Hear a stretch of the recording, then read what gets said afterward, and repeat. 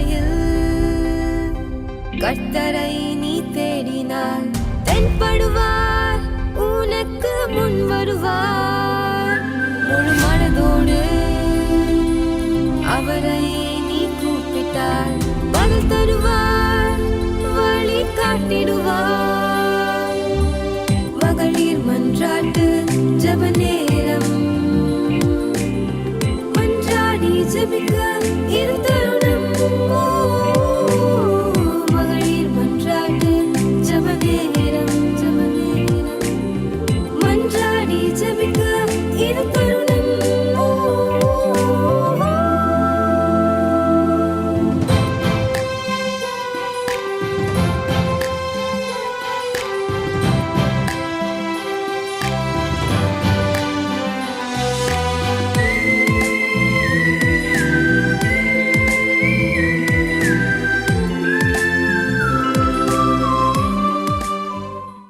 கர்த்தருக்கு ஸ்தோத்திரம். இந்த அதிகாலை வேளையில் ஆண்டவருடைய சமூகத்தில் கூடி வருகிற அனைவருக்கும் MMJ குழுவின் சார்பாக ஹெவன் டிவி வாயிலாக இயேசு கிறிஸ்துவின் நாமத்தினாலே அன்பின் வாழ்த்துக்களை தெரிவித்துக் கொள்கிறேன். கிறிஸ்மஸ் நாட்களை நெருங்கி கொண்டிருக்கிற நாம், ஆண்டோடைய பிறப்பை நாம் அனுசரிக்க வேண்டிய நாட்களை வரை கொண்டிருக்கிற நாம், அவருடைய வருகைக்காகவும் நாம் நெருங்கி கொண்டிருக்கிற காலம் இது. ஆண்டவர் எவ்வளவு அதிகமாக அநேக காரியங்கள் மூலம் நமக்கு அவருடைய அன்பை வெளிப்படுத்தி கொண்டு அவரோடு நாம் சேர்வதற்காக அநேக வழிகளை நமக்கு சொல்லி கொடுத்து கொண்டிருக்கிற அந்த காலத்தில் ஆண்டவரோடு நாம் எப்படி வாழ வேண்டும், இந்த கிறிஸ்மஸை நாம் எப்படி கொண்டாட வேண்டும், கர்த்தருக்காக ஆண்டவருக்காக நாம் எப்படி எழும்பி பிரகாசிக்க வேண்டும் என்பதை குறித்து சில காரியங்கள் உங்களோடு பேசுவதற்காக ஆண்டவர் எனக்கு இவனபடியால் இந்த வார்த்தையில் உங்களோடு பேச விரும்புகிறேன். இது எவ்வளோ அழகான கால வேளை, ஆண்டவருடைய பாதத்தில் அமர்ந்திருக்கிற அழகான வேளை. ஆண்டவருக்கு ஸ்தோத்திரங்களை செலுத்தி கொண்டு ஆண்டவரை இந்த அழகான ஊழியத்தை மலையின் மேல் கட்டியிருக்கிற பட்டணத்தை போல அநேக மக்களுக்கு பிரயோஜனமான ஊழியத்தை நீ தாங்கி வழி நடத்தி வருகிறே சுவாமி. இதில் எங்களுக்கு ஒரு பங்கை நீ தந்தீரே சுவாமி. இதன் மூலம் கேள்விப்படுகிற அநேக மக்கள் உண்டு சுவாமி. அவர்களுக்கு உமது அன்பை சொல்லுகிற ஒரு அழகான ஸ்தாபனம் சுவாமி. உண்மை அறியாத பிள்ளைகள் உண்மை அறிந்து கொள்கிற ஒரு அழகான அந்த ஸ்தாபனத்தின் மூலம், இந்த ஹெவன் டிவி ஊழியத்தின் மூலம் அநேக மக்கள் ஆண்டவரை ஏற்றுக்கொள்கிற அந்த நேரத்தில் எங்களுக்கு அந்த வாய்ப்பை தந்தீரேப்பா. எல்லாரும் ஒரு நிமிஷம் அதன் மூலமாக கேட்டுக்கொண்டிருக்கிற அனைவரும், இந்த வசனத்தை கேட்டுக்கொண்டிருக்கிற எல்லாரும் ஒரு நிமிஷம் கண்களை மூடி ஆண்டவருடைய பாதத்தில் அமருவோமா. ஆண்டவர் இந்த அழகான நேரத்தை எங்கள் வாழ்க்கையில் நீ தந்தீரே சுவாமி. டிசம்பர் 2 சுவாமி, இந்த மார்கழி குளிரிலே சுவாமி அப்பா பிறந்த இந்த நாட்களை நினைத்து பார்க்கிற நாட்கள் சுவாமி. அப்பா எங்களுக்காக இந்த உலகத்தில் வந்த நாட்கள், அப்பாவுக்காக நாங்கள் என்ன செய்ய போகிறோம் அப்பா, அப்பாவுக்காக நாங்கள் என்ன இந்த நாட்களை தீர்மானிக்க போகிறோம் என்பதை நான் நினைத்து கொண்டு அப்பா அவருடைய பார்த்து வருகிறோம் சுவாமி. இந்த கிறிஸ்மஸ் என்பது வெறும் பேச்சுக்காக அல்ல, வெறும் பாடல்கள் மூலமாக, வெறும் பாடல்களோ ட்ரெஸ்ஸோ இதெல்லாம் முக்கியத்துவம் கிடையாதுப்பா. என் அப்பாவுக்காக நாங்கள் என்ன செய்ய போகிறோம் என்பதை நாங்கள் தியானிக்கிற அந்த நேரத்தை அப்பா எங்கள் வாழ்க்கையில் நீ தந்தீரே சுவாமி. உமக்கு ஸ்தோத்திரம் ஸ்தோத்திரம் ஸ்தோத்திரம் அப்பனே. அப்பா அந்த நாளிலே பர்த்டே செலிப்ரேட் பண்ணி கொண்டிருக்கிற ஒவ்வொரு பிள்ளைகளோடு பிரசன்னம் இருக்கட்டுப்பா. வெட்டிங் ஆனிவர்சரி செலிப்ரேட் பண்ணி கொண்டிருக்கிற பிள்ளைகளோடு பிரசன்னம் இருந்து ஆயுசு நாட்களை நீட்டி கொடுக்கணும் சுவாமி. அப்பா அந்த ஊழியத்தை உமது கருத்தில் ஒப்படைக்கிறோம் அப்பா. அப்பா அந்த ஹெவன் டிவி மூலமாக வெளிநாடுகளிலும் எல்லாம் கேட்டுக்கொண்டிருக்கிறார்களே சுவாமி. அங்கு விதைக்கப்படுகிற வசனங்கள் 100 பலன் கொடுக்கட்டும்ப்பா. எப்பா பலன் கொடுக்கட்டும் சுவாமி. விதைக்கப்படுகிற ஒவ்வொரு வசனங்களும் அநேக மக்களுக்கு பிரயோஜனமாக இருக்கட்டும் சுவாமி. கர்த்தாவே இந்த நாளில் அப்பா அது காரணமான அந்த மேத்யூ பிரதரை ஆசீர்வதியும். ஊழியத்தில் அவரோடு கை கோர்த்திருக்கிற ஒவ்வொரு ஊழியக்கார பிள்ளைகளையும் ஆசீர்வதியும். ஒவ்வொரு மிஷனரி பிள்ளைகளையும் நீ ஆசீர்வதியும் சுவாமி. ஆசீர்வதிக்கப்பட்ட ஸ்தாபனமாக சுவாமி அப்பா இன்னும் அநேக மக்களுக்கு அப்போ அந்த கடைசி காலங்களில் உமது அன்பை சொல்லுகிற ஸ்தாபனமாக இதை நீ மாற்ற போறதுக்காக ஸ்தோத்திரம் ஸ்தோத்திரம் ஸ்தோத்திரம் ராஜா. அப்பாவின் கருத்தில் எங்களை ஒப்படைக்கிறோம். இந்த நாள் எங்களுக்கு ஆசீர்வாதமான நாளாக, நீ முன்னே செல்கிற நாளாக, நாங்கள் பின்னே வந்து எல்லாவற்றையும் வெற்றிகரமாக முடிக்கிற நாளாக எங்களுக்கு மாற்றித்தாரோம் ராஜா. ராஜாவின் கருத்தில் எங்களை ஒப்படைக்கிறோம் அப்பா. பாங்குற்றங்களை எல்லாவற்றையும் மன்னியும் எசப்பா உடைய கருத்தில் எங்களை ஒப்படைக்கிறோம் ராஜா. ஆமேன் ஆமேன் ஆமேன். இந்த நேரத்தில் கிறிஸ்மஸ் என்ற நாட்களில் நாம் வந்து கொண்டிருக்கிற நேரம், இந்த நேரத்தில் கிறிஸ்மஸை நாம் எப்படி கொண்டாட போகிறோம் என்பது ஒரு நேரம் நாம் சிந்திக்கித்து பார்க்குற டைம். இந்த நாட்களில் முதலாக நாம் தியானிக்க வேண்டிய வசனம் மத்தேயு 2:8 நம்ம வாசித்து பார்க்கும்போது என்ன சொல்கிறாங்கன்னா, மத்தேயு, லூக்கா இந்த போன்ற அதிகாரங்களில் ஆண்டோட பிறப்பை சொல்லிக்கொண்டே இருக்கிறாங்க. அதில் அவங்க சாஸ்திரிகள் எல்லாம் ஆண்டவரை தேடி எங்கே இருக்கிறார், எங்கே இதற்கு ராஜாவானவர் பிறந்தார் என்று தேடி கொண்டு வந்த நேரத்தில் அங்கே ராஜாட்ட போகிறாங்க. ராஜா என்ன சொல்கிறாருன்னா, நீங்கள் போய் பிள்ளை குறித்து திட்டமாய் விசாரிங்கள்னு சொல்லி அனுப்புகிறாரு. அவர் அறிகிற போது அவருக்கு ஒரு பயங்கர ஷாக். இந்த பிள்ளை எந்த பிள்ளையை பிறக்க போகுது, இது யாருக்கு ராஜாவான ஒரு பிள்ளைய வரப்போதா, யூதருக்கு ராஜாவான ஒரு ராஜாவா இந்த பிள்ளை வரப்போகுதா என்னன்னு திகைத்து அவர் கேட்குறாரு, நீ பிள்ளையை குறித்து திட்டவட்டமாய் விசாரிங்கள்னு. அந்த திட்டவட்டமாய் விசாரிக்க வேண்டிய அந்த பிள்ளை குறித்து நாமும் தியானிக்க வேண்டிய நாட்களில் வைக்கப்பட்டிருக்கிறோம். இந்த பெத்லகேமில் பிறந்த அந்த நாட்களில் நமக்காக, நம்ம இருதயங்களில் பிறந்த அந்த நாட்களில் ஆண்டவர் எதற்காக இந்த உலகத்திலே பிறந்தார், எதற்காக நாம் கிறிஸ்மஸை கொண்டாடுகிறோம் என்று சிறிது நேரம் தியானிப்போமா? இந்த நாட்களில் எல்லாரும் கிறிஸ்மஸ்னோட நம்ம வேற புத்தாடைகளும் ட்ரெஸ்ஸும் ஃபுட்டு என்னென்ன பலகாரங்கள் சாப்பிடலாம் என்னென்ன திங்க் பண்ணுவோம். ஆனால் ஆண்டவர் அதை ஒன்றும் விரும்புகிறது தாப்புனே இல்லை. கொண்டாடலாம், ஆனால் ஆண்டவர் விரும்புகிறது வேறு. இந்த நேரத்தில் மத்தேயு 1:21-23 இந்த வசனங்களை வாசிக்கும் போது, அவள் ஒரு குமாரனை பெறுவாள், அவளுக்கு இயேசு என்று பெயரிடுவாயாக, ஏனெனில் அவர் தமது ஜனங்களின் பாவங்களை நீக்கி அவர்களை ரட்சிப்பார் என்றான். 23ஆம் வசனத்தில், இதோ ஒரு கன்னிகை கர்ப்பவதியாகி ஒரு குமாரனை பெறுவாள், அவளுக்கு இம்மானுவேல் என்று பெயரிடுவார்கள் என்று சொன்னார். இம்மானுவேல் என்பதற்கு தேவன் நம்மோடு இருக்கிறார் என்று அர்த்தமாம். இந்த வசனங்களை வாசிக்கும் போது ஆண்டவர் இந்த உலகத்தில் பிறக்கிறார். எதுக்கு பிறக்கிறார்னா, ஆண்டவர் இந்த நமது ஜனங்களின் பாவங்களை நீக்கி அவளை ரட்சிப்பதற்காக இந்த உலகத்தில் பிறக்கிறார். ஆண்டவர் இந்த உலகத்தில் பிறக்கிற சமயத்தில் ஆண்டவர் நம்ம நினைப்போம், அவர் எதுக்கு பிறந்தார்? எத்தனையோ பேர் பாவத்தில் அழிந்து கொண்டிருக்கிற மக்களை ரட்சிப்பதற்காக, எத்தனையோ பேர் மோசமான பாவங்களில் சென்று கொண்டிருக்கும் போது அவர்களை கரை தூக்குவதற்காக, அநேக கடன் சுமைகளில் அநேக பாவ இருளில் அமிழ்ந்து கொண்டிருக்கும் போது அவர்களை ரட்சிப்பதற்காக இந்த உலகத்தில் ஆண்டவர் பிறந்தார். நம்ம அந்த நேரத்தில் ராஜாக்கள் நினைக்கிறாங்க ஏதோ ஒரு ராஜா பிறக்க போகிறாங்கன்னு. ஆண்டவர் அந்த ராஜாவாக பிறக்கல. ஆண்டவர் நேஷ்னல் ஒரு லிபரேட்டராக அவர் பிறக்கல, ஸ்பிரிச்சுவல் லீடராகவே அவர் பிறந்தார். Spiritual leader. எந்த மனுஷன் பாவத்தில் அழிஞ்சு கொண்டிருக்கிறானோ, இவன் வழி தப்பி போய் கொண்டிருக்கிறானோ, அந்த வழி தப்பி போன ஆடுகளை எல்லாம் அவருடைய மந்தியில் சேர்ப்பதற்காகவே ஆண்டவர் இந்த உலகத்தில் பிறந்தார் என்பது அந்த கிறிஸ்மஸின் முதல் அர்த்தமாக இருக்கிறது.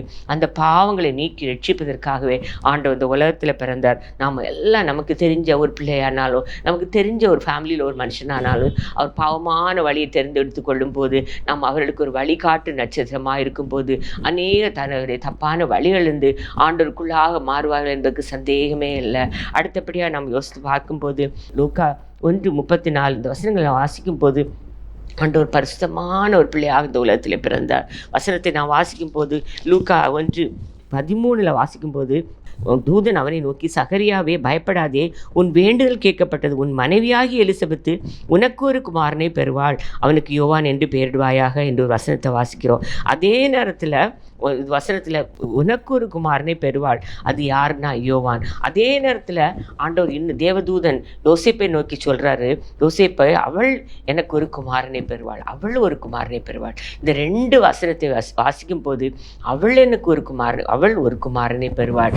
எவ்வளோ முக்கியமான வசனம். அந்த வாசத்தை எத்தனையோ பேர் ஏத்திஸ்ட், கடவுள் இல்லை அப்படின்லாம் சொல்லி கொண்டிருக்கும்போது இந்த ஒரு வசனமே போதும். ஆண்டவர் பரிசுத்த ஆவியினாலே உற்பவிக்கப்பட்ட ஒரு பரிசுத்தமான பிள்ளை. அதே நேரம் அந்த யோவான் எலிசபெத்து அவள் பிறக்கிற பிள்ளைக்கு உனக்கு ஒரு குமாரனை பெறுவான் தான் ஆண்டவர் சொல்கிறார். தவிர வசனத்தை வாசிக்கும் போது எவ்வளோ வித்தியாசம். ஆண்டவர் பிறந்தது ஒரு பரிசுத்த ஆவியானவரால் பரிசுத்தமான ஒரு பிள்ளையாக இந்த உலகத்தில் பிறந்தார். அவர் விரும்புகிறது பரிசுத்தமான ஒரு பிள்ளையாக நாம் வாழணும்னு. இந்த உலகத்தில் அவர் பிறந்த ஒவ்வொரு காரியத்தையும் நாம் ஃபாலோ பண்ணும்போது, அவர் நடந்தது எப்படி, அவர் இருந்தது எப்படி, அவர் வாழ்ந்த காரியங்களை யோசித்து பார்க்கும்போது அவரை போல நாம் வாழ வேண்டும் என்று தான் இந்த பிதா அவருடைய வலது பாரிசத்தில் இருந்த தன்னுடைய மகனை இந்த உலகத்துக்கு அனுப்பி வைத்தார் அல்லவா. எப்படி பரிசுத்தமாக இருக்கணும்? நம் கண்களில் பரிசுத்தமாக இருக்கணும், நம்ம கைகள் பரிசுத்தமாக இருக்கணும், நம் கால்கள் பரிசுத்தமாக இருக்கணும். அவர் எப்படி பரிசுத்தமாக இருந்தாரோ நம்முடைய சிந்தையில் பரிசுத்தமாக இருக்கணும். நம் கிறிஸ்மஸ் ஆண்டவருக்காக நம் பிரியமான ஒரு கிறிஸ்மஸ் பண்டிகை நம்ம நம்ம கொண்டாடணும். எத்தனையோ பேர் இந்த கிறிஸ்மஸ் பண்டிகைனா நம்ம என்னென்ன ஹேபிட்ஸ்லாம் உண்டோ எல்லா பேட் ஹேபிட்ஸும் அன்றைக்கி ஃபாலோ பண்ணுவாங்க. என்ன குடியினாலும் வெறியினாலும் தன்னை அழித்து கொண்டிருக்கிற நாட்களிலே நாம் ஆண்டவருக்காக எழும்புகிற பிள்ளைகளாக ஒவ்வொரு குடும்பமும் இருக்கும்போது, நம்மை பார்க்கும்போது, அயலத்தார், நம்ம பக்கத்தில் உள்ளவங்க, நம்ம ஃப்ரெண்ட்ஸ், நம்ம ஃபேமிலியில் உள்ளவங்க, ஆண்டவர் உண்மையாக அந்த குடும்பத்தில் இருக்கிறார் என்பதை, இந்த குடும்பத்தில் பிறந்திருக்கிறார் என்பதை நம்ம அநேக மக்களுக்கு முன்பாக நம்ம சாட்சியாக நிற்க முடியும். ஆண்டவர் பரிசுத்தமாக பிறந்தது போல நாமும் பரிசுத்தமான பிள்ளைகளாக இந்த உலகத்தில் வாழ கடமைப்பட்டிருக்கோம். இந்த நேரத்தில் அடுத்ததாக நம்ம யோசித்து பார்க்கும்போது, சாஸ்திரிகள் மத்தேயு 2:11 அவருக்கு முன்பாக வருகிறாங்க. அவங்க முன்பாக வந்து சாஷ்டாங்கமாக பணிந்து அவங்க கொண்டு வந்த பொன், வெள்ளி, தூப வர்க்கத்தை எல்லாம் ஆண்டவருக்கு கொடுக்காங்க. யோசித்து பார்ப்போம். உலகத்தில் முதல் மெட்டல், நம்பர் 1 மெட்டல்னு சொல்ல போனால் அது பொன். புடமிட்டு அது பொண்ணாக விளங்குன ஒரு பொன். ஆனால் அந்த பொண்ணுக்கு விலை என்னைக்கு போனால் எங்கேயோ போகுது. நம்பர் 1 இதில் இருக்கிற ஒரு மெட்டல், அது அவங்க காணிக்கையாக கொடுக்குறாங்க. அது தூப வர்க்கம், அது ஒரு மரத்திலிருந்து சீவி எடுக்கப்பட்டு அது ஒரு நல்ல உண்டாக்கப்பட்ட ஒரு தூப வர்க்கம். அது வெள்ளைப்பழம், அந்த வெள்ளைப்பழம், தூப வர்க்கம் எல்லாமே ஆண்டவருக்கு பிரியமான பொருட்களை கொண்டு கொடுத்து அவருக்கு முன்பாக பணிகிறாங்க. நம்ம இதை யோசித்து பார்ப்போம். ஆண்டவரே, இந்த கிறிஸ்மஸ் நாட்களில் ஆண்டவருக்காக நாங்கள் என்ன செய்கிறோம் சுவாமி? என்னையே உமக்கு அர்ப்பணிக்கிறோம் சுவாமி. எத்தனையோ பேருக்கு இந்த நாட்களில் உணவு இருக்காது, எத்தனையோ பேருக்கு ட்ரெஸ்ஸஸ் சரியாக இருக்காது, எத்தனையோ பேர் எக்ஸ்பெக்ட் பண்ணிகிட்டே இருப்பாங்க. எல்லாருக்கும் குடும்பத்துலேயும் எல்லாம் ட்ரெஸ்ஸஸ் இருக்கும், ஃபுட்டு இருக்கும், தங்குறதுக்கு இடம் இருக்கும், எல்லாம் இருக்குது. எங்களுக்கு ஒன்றும் இல்லையேன்னு எத்தனையோ பேர் எங்கி கொண்டிருக்கிற நேரத்தில் நம்ம இதை கேட்டு கொண்டிருக்கிற எத்தனை பேர் ஆண்டவருக்கு நாம் எதை கொடுக்குறோம்? ஆண்டவர் பார்த்து கொண்டே இருப்பார். வஸ்திரம் இல்லாது இருந்தேன், எனக்கு வஸ்திரம் கொடுத்தா என்று தானே ஆண்டவர் சொல்கிறாரு. எனக்கு ஒன்றுமே இல்லை, நீ என்னை கவனித்தான் தானே ஆண்டவர் சொல்கிறார். எத்தனையோ எக்ஸாம்பிள்ஸ் அவ்வளோ சொல்கிறார். வசனங்களை வாசித்து பார்க்கும்போது ஆண்டவர் சொல்கிறது, விரும்புகிறது எல்லாம் ஆகாரம் இல்லாதவருக்கு, வறியோருக்கு, எல்லாருக்கும் அவர் நமக்கு உணவு கொடுப்பது மட்டும் அல்ல, அவருக்கு துணி மணிகள் கொடுத்து அவர்களை சந்தோஷப்படுத்து. அந்த கிறிஸ்மஸ் நாட்களை அநேக மக்கள் எல்லாரும் சந்தோஷமாக கொண்டாடுவது மூலம் ஆண்டோடைய நாமம் மகிமைப்படும் அல்லவா? நம்ம கேட்டுக்கொண்டிருக்கிற ஒவ்வொரு பேரும், ஆண்டவரே, அந்த சாஸ்திரிகள் உமக்கு முன்பாக பணிந்தது போல அப்பா, உமக்கு பிரியமானபடி எங்களை ஒப்படைக்கிறோம் சுவாமி. எங்கள் இருதயத்தை ஒப்படைக்கிறோம் அப்பா. எங்கள் வாழ்க்கையை உமக்காக ஒப்படைக்கிறோம் சுவாமி. எங்களுடைய உள்ளத்தை சின்ன, அது பாவப்பட்ட ஒரு ஏழையான ஒரு ஸ்திரீ தன்னிடத்தில் இருக்கிறதுல பெஸ்ட்டான அந்த 2 காசை போட்டதை கூட ஆண்டவர் அந்த பைபிளில் எழுதி வச்சிருக்கிறார் அல்லவா? நம்முடைய இருக்கிறதுல மெயினாக அவருக்கு பிரியமான காரியங்களை ஆண்டவருக்கு கொடுக்கும்போது ஆண்டோடைய நாம மகிமைப்படும் அல்லவா? அதுதான் உண்மையான கிறிஸ்மஸ். அதுதான் உண்மையான கிறிஸ்மஸ். எத்தனையோ ஸ்டோரிஸ் சொல்ல முடியும். உண்மையான கிறிஸ்மஸை நம்ம எப்படி கொண்டாட வேண்டும் என்பது ஆண்டவர் விரும்புகிறது. அநேக மக்களுக்கு அந்த சால்வேஷனை கொடுக்குற ஒரு மகளாக, அநேக மக்களுக்கு முன்பாக ஒரு பரிசுத்தமான வாழ்க்கை வாழுகிற மகளாக, ஆண்டவருக்கு பிரியமான காணிக்கை, ஆண்டவரே என்னையே ஏற்றுக்கொள்ளும் சுவாமி. உமக்கு பிரியமாக நான் எப்படி நடக்கணும்ப்பா? உமக்கு பிரியமாக உண்மை சந்தோஷப்படுத்துகிற ஒரு மகளாக கர்த்தாவே, அநேக ஊழியங்களை தாங்குகிற மகளாக சுவாமி, அநேக ஊழியக்காரர்களை தாங்குகிற மகளாக என்னை எடுத்து நீ பிரயோஜனப்படுத்தோன்னு நான் கேட்கும்போது ஆண்டோடைய நாம மகிமைப்படும். அந்த கிறிஸ்மஸ் அநேக மக்களுக்கு பிரயோஜனமான பிள்ளைகளாக நான் மாறுவோமா? ஆண்டவர் விரும்புகிறது முக்கியமான ஒன்றாக காணப்படுகிறது. அடுத்தபடியாக இது அவள் கேட்குறா, இது எப்படி ஆகும்? மரியாள் கேட்குறாங்க, பரிசுத்தாவி உண்மையில் நிழலிடும் அப்படின்னு சொன்ன, இது எப்படி ஆகும்னு கேட்குறாரு. ஆனால் கேட்கும்போது ஆண்டவர் என்ன சொல்கிறாரு? நிழலிடும், அது உன்னதமான ஒரு உனக்கு வயிற்றில் பிறப்பாருன்னு ஆண்டவர் சொல்கிறாங்கன்னா, அப்போ எப்படி ஆகும் நம்ம நினைக்கிறோம். பரிசுத்தாவியான நம்மிடத்தில் வரும்போது எல்லா காரியங்களையும் அவர் நமக்கு நடத்தி தருவார். எத்தனையோ காரியங்கள் சொல்ல முடியும். என் வாழ்க்கையில் நடந்தது ஒவ்வொன்றும் ஆண்டவரே நடத்தி தந்தது. ஒன்றுமே நான் நடத்தலை, ஒன்றுமே என் கையில் இல்லை, ஒன்றுமே யோசிக்க முடியாத காரியங்களை, ஆராய்ந்து முடியாத அதிசயங்களை செய்கிற தகப்பன் பரிசுத்த ஆவியானவர் நம்மோடு கூட வரும்போது அவர் புதிதான வழியை, புதிதான பாதையை, அவாந்திர வழியிலே ஆறுகளை உண்டு பண்ணுகிற தகப்பன் நம்மை நடத்துவார் என்பதுக்கு சந்தேகமே இல்லை. இயேசுப்பா அந்த உலகத்தில் பிறந்த காலங்களிலே ஜோசப்க்கு ஆண்டவர் பேசுகிறாரு. அப்போ எப்படி பேசுகிறாருன்னா, ஆண்டவர் அவர் ட்ரீம் ஒரு சொப்பனத்தின் மூலம் பேசுகிறார். பரிசுத்த ஆவியானவர் அவனோடு பேசுகிறார். அந்த காலம் முழுவதும் நான் கவனித்து பார்க்கும்போது மொத்தம் அந்த இடம் முழுவதும் அவருடைய பரிசுத்த ஆவியானவரால் நிரக்கப்பட்ட நேரமாக காணப்பட்டது. மேரி கேட்குறாரு, பரிசுத்த ஆவியினால் உனக்கு உற்பத்தி ஆகுது. அந்த நேரத்தில் பரிசுத்த ஆவியானவர் அந்த இடத்துல வருகிறார். அது மட்டும் இல்லை, எலிசபெத் கேட்குறாங்க, பரிசுத்த ஆவியானவரால் நிரப்பப்பட்டனால அந்த எலிசபெத்தின் அந்த வயதான காலத்தில் ஒரு பிள்ளையை பெறுகிறாங்க. பரிசுத்த ஆவியானவர் நிரப்பப்பட்டு அவர் வயிற்றில் இருக்கிற பிள்ளையும் பிள்ளையோடு மரியாளை பார்க்க போன போது அந்த மரியாளுடைய வயிற்றில் பிள்ளை இருக்குது, ஏசப்பா இருக்கிறாரு. எலிசபெத் வயிற்றில் இருக்கிற பிள்ளை துள்ளிட்டுன்னு பார்க்குறோம். ஆண்டவரோடு அவளை ஐக்கியம் கொண்டிருந்தனால, அந்த பரிசுத்த ஆவியாரோடு ஐக்கியம் இருந்தனால வயிற்றில் இருக்கிற பிள்ளை துள்ளிட்டுன்னு நாம் பார்க்குறோம். அந்த எலிசபெத்தோடு பரிசுத்த ஆவியானவர் இடைப்பட்டு கொண்டே இருந்தார். அந்த சகரியாவோடு ஆண்டவர் இடைப்பட்டு கொண்டே இருந்தார். அந்த வசனத்தை நான் வாசிக்கும் போது நான் எங்கள் அம்மாவை நான் நினச்சி பார்ப்பேன். பரிசுத்த ஆவியானவரோடு பேசி கொண்டிருக்கிற அனுபவத்தை அம்மா பெற்றிருந்தாங்க. ராத்திரி 2 மணிக்கு பார்ப்பேன், ஒரு கேன்சர் பேஷண்ட்டாக இருந்தாங்க. 3 மணிக்கு பார்ப்பேன். ஆனால் பெட்டில் எப்போது ஒரு சிரிச்ச முகத்தை நான் பார்க்கலாம், எப்போது ஜெபிச்சு கொண்டிருக்கிற ஒரு முகத்தை பார்க்கலாம். ஆண்டவரோடு நம்ம இந்த ஐக்கியத்தை நம்ம வைத்துக்கொள்ளும் போது எப்போது அவரோடு அந்த கனெக்ஷன் நமக்கு இருக்கும். என்னுடைய ஒரு சித்தி 95 வயசில் இருந்தாங்க.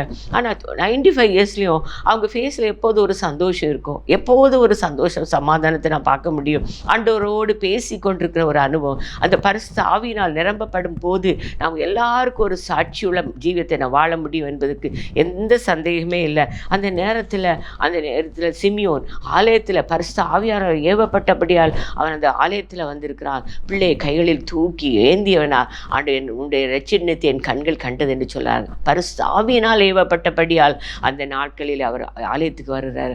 அந்நாள் 84 வயதான அந்த விதவை இரவும் பகலும் ஆண்டோடைய ஆலயத்திலே இருந்து ஆண்டோரை துதித்து கொண்டிருந்த அந்த மகள், அவளும் ஆண்டோடைய ஆலயத்திலே இருந்து பரிசுத்த ஆவியார் அவர் ப்ராஃபட்ஸ் சிமியோன் அந்த அந்நாள் எல்லாம் ப்ராஃபஸி தீர்க்க தரிசனம் சொல்லுகிறவர்கள். தீர்க்க தரிசனம் சொல்ல வேண்டுமானால், ஆவியின் வரத்தை பெற்றுக்கொள்ள வேண்டுமானால் அவங்க பரிசுத்த ஆவியானுடைய துணை இல்லாமல் முடியவே முடியாது. ஆனால் அவங்க 2 பேரும் ஆண்டோடைய பிள்ளையை தூக்கி கைகளில் ஏந்தி உடைய இரட்சணியத்தை என் கண்கள் கண்டது என்று சொல்லத்தக்கதான அந்த பரிசுத்த ஆவியானவர் அந்த இடம் முழுவதும் அசைவாடி கொண்டிருந்தார் என்பதை நான் வாசிக்க முடியும். அதே மாதிரி ஆண்டோடைய வருகை சமீபமான நாட்களில் நாம் வைக்கப்பட்டிருக்கிறோம். எப்படி அவருடைய பிறப்பை நாம் கொண்டாடுகிறோமோ அதுபோல் அவருடைய வருகையை பற்றி நாம் நினைக்கிற நாட்கள் இது.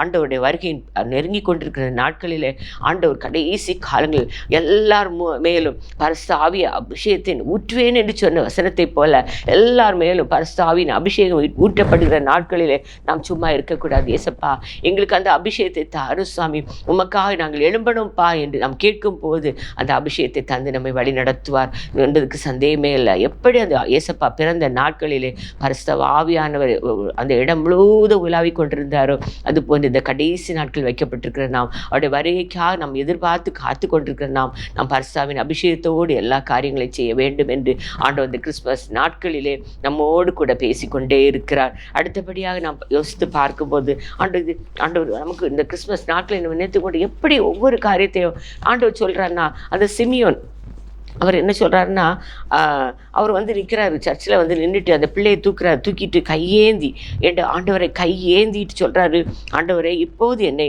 சமாதானத்தோடு போக விடுகிறேன். அந்த கையை தூக்கி எடுக்கிறாரு பிள்ளைய. இந்த இடத்துல எத்தனை பேர் நம்ம ஆண்டவரை இருதயத்தில் ஏற்றுக்கொள்கிறோம்? ஆண்டவரே உம்முடைய பிள்ளையா நான் இருக்கிறேன் சுவாமி, உம்முடைய ஊழியங்களை தாங்குகிற பிள்ளையா இருக்கிறேன் சுவாமி, உமக்காக நான் வாழ்கிறேன்னாப்பா, உம்மை போல வாழ்கிறேன்னாப்பா, மற்றவர்களை மன்னிக்கிறேனாப்பா. ஒரு நிமிஷம் நான் யோசித்து பார்க்க வேண்டிய நாட்கள் நம்ம இருக்கிறோம். இந்த நேரத்தில் அந்த சிமியோன் எல்லாவற்றிலும் ஒரு பரிசுத்தமான பிள்ளையாக இருந்தபடியால் ஏசப்பாவை கைகளில் ஏந்தி கொண்டு ஆண்டவரை இப்போது என்னை சமாதானத்தோடு போக விடுகிறீர் என்று சொல்கிறார். ஏசப்பா எந்த குடும்பத்தில் வருகிறாரோ, யாருடைய வாழ்க்கையில் இருக்கிறாரோ அங்கு அளவிட முடியாத சமாதானத்தை ஆண்டவர் கொடுக்க வல்லமை உள்ள தகப்பனாக இருக்கிறார். எத்தனையோ கஷ்டங்கள் இருக்கலாம், எத்தனையோ கண்ணீர்கள் இருக்கலாம், எத்தனையோ ஆபத்துகள் வழியாக நாம் நடந்து போய் கொண்டே இருக்கலாம். ஆனால் ஏசப்பா நம்மோடு கூட இருக்கும்போது அந்த அளவிட முடியாத சமாதானத்தை அவர் தர வல்லமை உள்ள தகப்பனாக இருக்கிறார். இதை கேட்டுக்கொண்டிருக்க எத்தனையோ பேர் இந்த கிறிஸ்மஸ் நாட்களிலே ஏசப்பா உம்மை போல நாங்கள் வாழணும்ப்பா, ரட்சிக்கப்பட்ட பிள்ளைகளாக வாழணும்ப்பா, பரிசுத்தமான பிள்ளைகளாக வாழணும் அப்பனே, அநேக ஊழியங்களை தாங்குகிற பிள்ளைகளாக வாழணும் கர்த்தாவே, அந்த சமாதானத்தை கொடுக்கிற பிள்ளைகளாக வாழணும்னு நம்ம ஒவ்வொரு பேரும் ஆண்டவரிடத்தில் கேட்கணும். அந்த அழகாக அந்த சிமியோன் சொல்கிறார், இப்போது என்னை சமாதானத்தோடு போக விடுகிறேன். அந்த சமாதானம் அந்த சகிங்கிற ஒரு டாக்ஸ் கலெக்டர் தான். ஆனால் அவன் என்றைக்கு ஆண்டவரை ஏற்றுக்கொண்டானோ, என்றைக்கு ஆண்டவரை வீட்டில் கலைத்தானோ அதுலேருந்து அவன் வீட்டில் சமாதானம் ஏசப்பாவை கஷ்டப்படுத்தி கொண்டிருந்த சவுல் அந்த பவுலாக மாறின போது அவனுக்கு சமாதானம். கேட்டு வாசித்து கொண்டே இருக்கலாம் பைபிள் முழுவதும். யாரெல்லாம் அப்பாவை ஏசப்பாவை தன்னுடைய உம்முடைய சொந்த இரட்சகராக ஏற்றுக்கொள்கிறார்களோ அவர் வீட்டில் எல்லாம் எப்போது சமாதானம், எப்போது சந்தோஷம். அந்த அளவிட முடியாத உலகத்தில் தர முடியாத சமாதானத்தை இயேசுப்பா நம்மோடு கூட இருந்து நமக்கு தர வல்லமை உள்ள தகப்பனாக இருக்கிறார். எத்தனையோ பயங்கரமான வியாதிகளில் நம்ம தவித்து கொண்டிருப்போம், பெட்டில் இருப்போம், ஹாஸ்பிட்டலில் பெட்டில் இருப்போம். கடவுளே எனக்கு திரும்ப ஒரு உயிர் கிடைக்குமா, எனக்கு இந்த வியாதியில் இந்த விடுதலை கிடைக்குமான்னு கேட்போம்.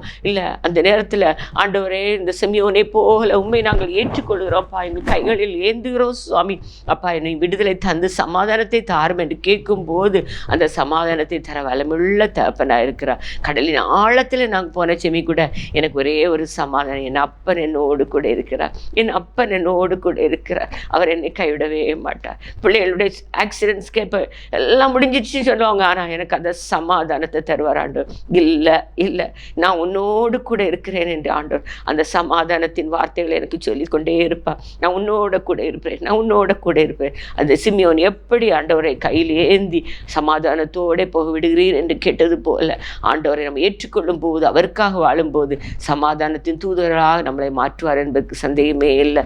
அடுத்தபடியாக அந்த வசனத்தை நான் வாசிக்கும் போது அன்னாள் சொல்கிறாங்க, இந்த என்ன சொல்கிறாங்கன்னா, ஆண்டவரே அவ எல்லாருக்கும் என்ன சொல்லிக் கொடுக்காங்க, அந்த வயசான காலத்தில் 84 வயசில் என்ன சொல்லிக் கொடுக்குறாங்க, எல்லாருக்கும் மீட்புண்டாக அவரை குறித்து பேசினாள். வசனத்தை நான் வாசிக்கிறோம், அவரை குறித்து பேசினாள், எல்லாருக்கும் ஆண்டவரை குறித்து பேசினாள்.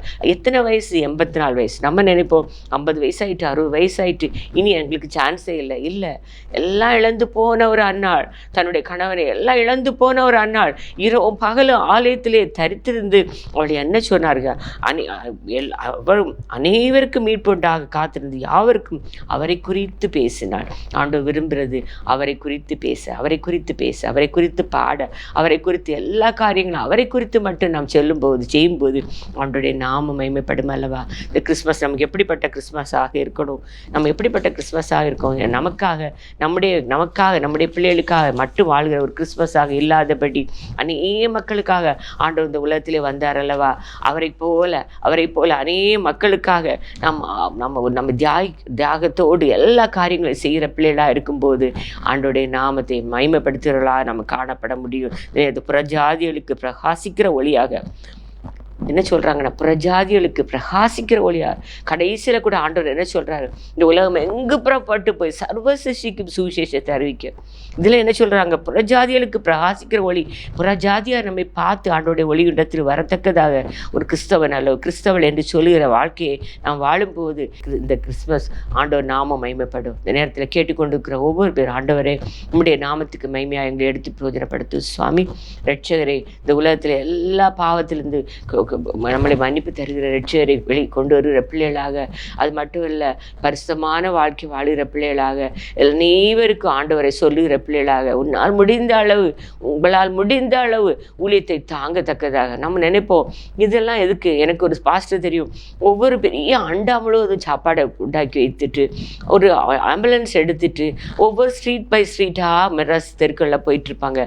போய் அந்த தெருக்களில் படுத்திருக்கவங்களை தூங்கிட்டு இருப்பாங்க, அவங்கள தட்டி எழுப்பி அவங்களுக்கு ஆகாரத்தை கொடுத்து ஜீசஸ் லவ்ஸ் யூன்னு சொல்லி அவங்களுக்கு ஆண்டவரை பற்றி சொல்லி கொடுத்து, அது மட்டும் அவங்களுக்கு துணி இல்லைன்னு அவங்களுக்கு மேலே ஒரு பெட்ஷீட்டை போட்டு மூடி, இதெல்லாம் உண்மையான ஊழியங்கள். நம்மளால் முடிஞ்ச அளவு நம்ம செய்கிறோமா?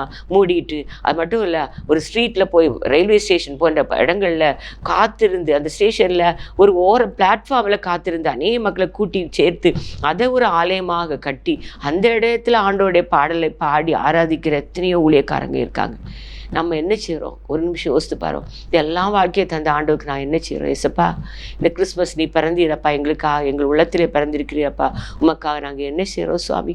ஒன்றுமே செய்யலப்பா, ஒன்றும் செய்யலப்பா, எல்லாம் எங்களுக்காக சேர்த்து வைத்திருக்கோம்ப்பா. இந்த உலகத்தில் நம்ம சேர்த்து வைத்திருப்பது எல்லாம் புழுவும் பூச்சி அரைச்சி போகும்ப்பா. ஆனால் உமக்காக நாங்கள் செய்கிற ஒவ்வொன்றும் பரலோகத்தில் எழுதப்பட்டிருக்கோம்ப்பா. ஒவ்வொருத்தரும் அதை கேட்டுக்கொண்டிருக்கோம். ஒவ்வொருத்தரும் ஆண்டவருக்காக நான் என்ன செய்கிறோம் யோசித்து பார்க்கணும். சமாதானத்தை கூறுகிற பிள்ளைகளாக, புறஜாதியாருக்கு ஆண்டவரை வெளிப்படுத்துகிற பிள்ளையாக வாழும்போது இந்த கிறிஸ்மஸ் ஒரு ஆசீர்வாதத்தின் நாளாக மாறும். ஆண்டவரை எங்களை எடுத்து நீ பிரயோஜனப்படுத்துவப்பா. இதை கேட்டுக்கொண்டிருக்கிற ஒவ்வொரு பேரும் ஒரு கிறிஸ்மஸில் அப்பா இருதயத்தில் பிறந்தவராக, அப்பாவுக்காக வாழுகிற பிள்ளைகளாக சுவாமி உண்மை சுமந்து கொண்டு செல்கிற பிள்ளைகளாக ஒவ்வொரு பேரை நீர் மாற்றும் போது ஆண்டோடைய நாமத்தை மகிமைப்படுத்துவார்களேப்பா. இந்த நேரத்தில் எல்லாரையும் இயேசப்பாவின் கரத்தில் ஒப்படைக்கிறோம். இந்த கிறிஸ்மஸ் நாட்கள், புத்தாண்டு நாட்கள் ஆசீர்வாதத்தின் நாட்களாக வாழ எல்லாரும் ஆசீர்வாதமாக இருக்க கேட்டுக்கொண்டு இந்த அழகான ஒரு நிகழ்ச்சியை வெளிப்படுத்தி கொண்டிருக்கிற ஒவ்வொரு பேருக்கும் ஆண்டோடைய ஆசீர்வாதத்தை இன்னும் ஆண்டை கொடுத்து ஆசீர்வதிப்பாராக. இந்த நேரத்தில் ஒரு அழகான பாடலை நாம் சேர்ந்து பாடுவோமா? உன்னத தேவனுக்கு மகிமை கொண்டு வருகிற அழகான ஒரு பாடலை, உலகில் சமாதானத்தை கொண்டு வருகிற அன்பான தகப்பன் இந்த உலகத்தில் வந்தது காரிருள் முழுவதும் குவலை மீதிலே பேரொழியாக ஜனிப்பித்த ஆண்டவரை நாம் சேர்ந்து பாடுவோமா? உன்னத தேவனுக்கே மகிமை என்ற பாடலை அனைவரும் சேர்ந்து ஆண்டவருடைய பாதத்தில் அமர்ந்திருந்து பாடுவோம். உன்னத தேவனுக்கே மகிமை, உலகில் சமாதானமாமே, காரிருள் நீங்கிட குவலய மீதில் பேரொளியாய் ஜனித்தார். அல்லேலூயா அல்லேலூயா அல்லேலூயா துதி அவர்க்கே. அல்லேலூயா அல்லேலூயா அல்லேலூயா துதி அவர்க்கே. மானிடமே இவ கண்பிதுவே மனு கோலமாய் மனுவில மாட்சிமையாவை துறந்தி உலகில் மாவொளியாய் ஜனித்தார். அல்லேலூயா அல்லேலூயா அல்லேலூயா துதி அவர்க்கே. அல்லேலூயா அல்லேலூயா அல்லேலூயா துதி அவர்க்கே. வாழ்த்துவோம் பாலக ஈசுபரன், வல்ல தேவனின் ஏகசுதன், வாஞ்சித்தாரே எம்மில் வாசம் செய்திடவே வானொலியாய் ஜனித்தார். அல்லேலூயா அல்லேலூயா அல்லேலூயா துதி அவர்க்கே. அல்லேலூயா அல்லேலூயா அல்லேலூயா துதி அவர்க்கே. அல்லேலூயா துதி அவர்க்கே. ஆமென் ஆமென். துவைக்கவும் என்று நான் இருந்தேன், ஜெபிக்கவும் கொடுக்கவும் என்று தான் உணர்ந்தேன்.